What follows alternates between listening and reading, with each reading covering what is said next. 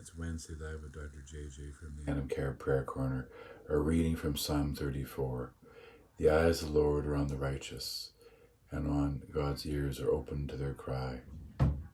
The face of the Lord is against evildoers, to cut off the remembrance of them from the earth. This understanding of the eyes of God speak to that ancient knowledge and inherent wisdom of God being present at all times and all places. Psalm 34 presents an intimate portrait of God's goodness, care, and justice experienced on a very personal level. This is a level at which God's people can extend care to one another, but it's not a level at which we may assume that everyone has experienced a relationship with God. On one hand, someone in recovery from addiction might identify so closely with this hymn of personal thanksgiving that its words and its spirit of grateful redemption might as well be their very own.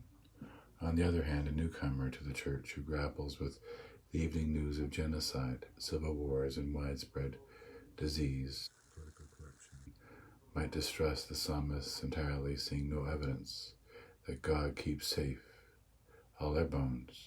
As with any personal thanksgiving, Psalm 34 will neither articulate the experience of everyone nor satisfy the observations of all people who seek God. Some pastoral imagination or even evangelical sensitivity may open the pastor's heart and the people's ear to hear God's call, feel God's presence, and see God's purpose, just as we are seen and heard by God. Think about people we know who exemplify both relationship with God, described in this reflection, and what in us is God calling forth as we are with those persons who see no evidence that God is keeping all of their bones safe.